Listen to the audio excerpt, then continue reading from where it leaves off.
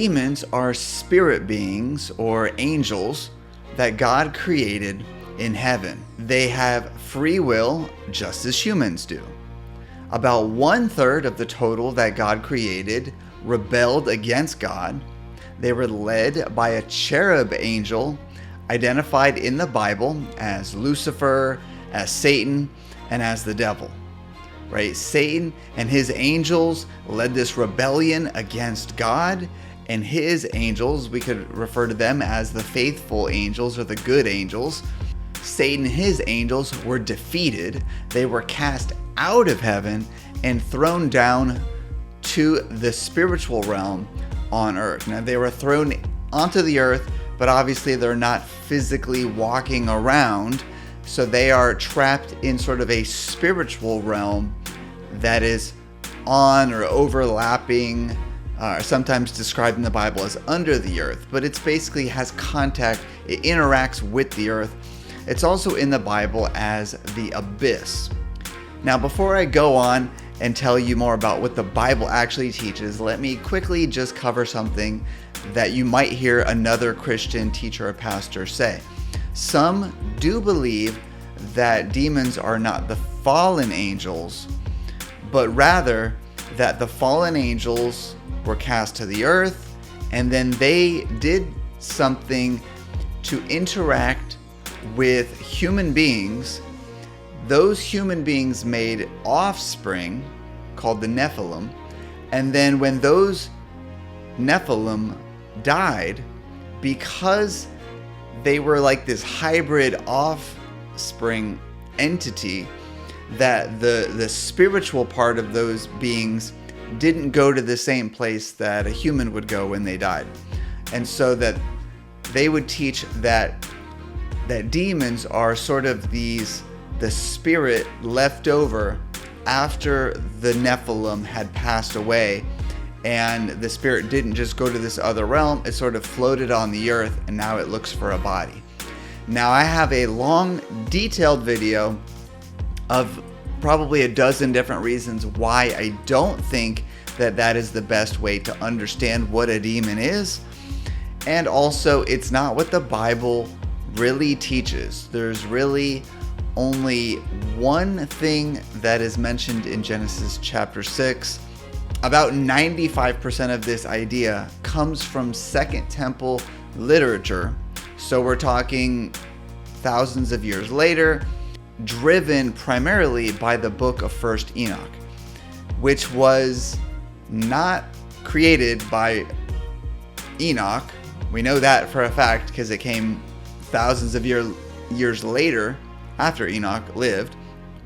And then also it was rejected as having other information, such as the same thing that says that angels somehow mated with human women.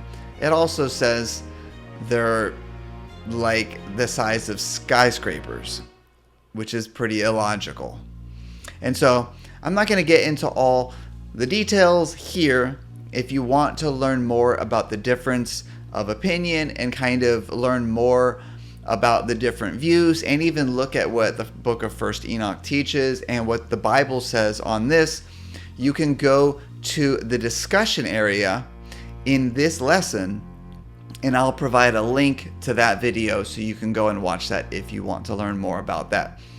But let's just know a few things before we keep going. Either demons are these fallen angels, or they are something unique created by these fallen angels, right? They have the same attributes essentially as these fallen angels, right?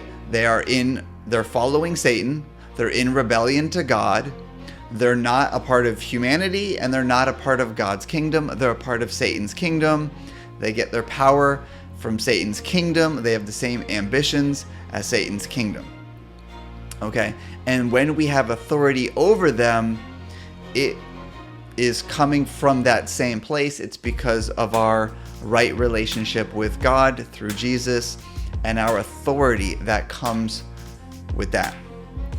So when we command demons to get out, this is why sometimes we'll be talking to it like it's Satan, and another time like it's some other name, some other false god or something like that. But there's a lot the Bible says on this, right? The Apostle Paul wrote, when people were worshiping the gods of Rome at the time, he goes, they worship demons, not God. Right? They're worshiping demons. He didn't say they're worshiping fallen angels that created demons. He said they're worshiping demons. We see this in Deuteronomy 32, before Israel goes into the promised land.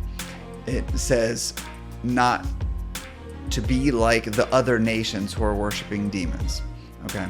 Another thing I'll mention is when Jesus was talking to the disciples after sending them out to go and heal people and cast out demons, and they return back to him and they're all excited and they say, Lord, even the demons submit to us in your name.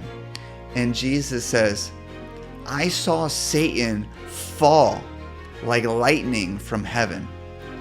But he says, don't let your focus be on the fact that these demons submit to you, but rather that your name is written in heaven, right? That's the main thing. The more important thing is that we're children of God.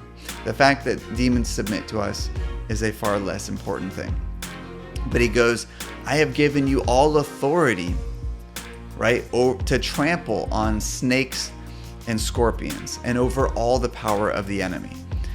So when Jesus is asked about demons and our authority over them, Jesus, his thought immediately is, I saw Satan fall like lightning from heaven, right? He connects the existence of demons specifically with the fact that Satan fell from heaven and is now here. And then he also connects it to snakes and scorpions, meaning these are representative of Satan's kingdom, but we have authority over them. And a final thought I'll mention, in Revelation chapter 12, it says Satan, after they were defeated, it says Satan and his angels were cast out of heaven and thrown down to the earth. Right? It points to Satan and his angels. The Bible never gives focus or even mentions some other kind of entity that Satan created somehow. Not to mention the fact that really there's no reason to believe that Satan has the ability to copulate with human beings in a way that will produce hybrid offspring. There's no reason to believe that. And so I don't want to spend more time on this. I just want to dispel this myth now, because you will meet a lot of people who teach all these different kinds of ideas, that Satan's still out making new hybrid offspring right now, right? If you want to learn more about that, the Nephilim, the sons of Anak, all these different things, I get into it. It's probably a 2.5, 3 hour video. Again, I'll put the link in the discussion area of this lesson so you could learn more about that. But for the rest of this course, know that my interpretation, which I believe is the more biblical one, it's also the one that has been historically believed for the last 2,000 years. This idea of Nephilim and all that hasn't been popular and is really kind of a newer interpretation as far as its acceptance within the Christian church. Now, people obviously believed that at some point. It comes from Second Temple literature, right? 100, 200 BC, and it's in the book of First Enoch, but it was never accepted by the early church. So what are demons now? Right now, they're a shell of their former glory. Yes, at one point, they were angels, right? They had glory, they had magnificence, they had power. But now, they are a shell of that. They are mandated to a limited, tormenting existence, right? They're not all powerful on the earth, right? If Satan wanted to, he would manifest like a powerful angel, just like we see the other angels doing throughout the Bible, Or it says fear not, right?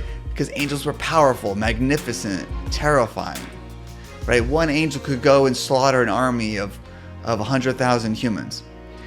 If Satan could appear like that on earth, oh, he would. He would walk right into the United States White House probably, set himself up as the United States president, or maybe in Israel, and just declare himself the king of the universe and tell everybody to worship him. That doesn't happen, and it won't happen because they don't have the ability to do that. Satan, and all of his other demons are trapped in this limited, tormenting existence. They're in a dry, lifeless, desert-like spiritual prison.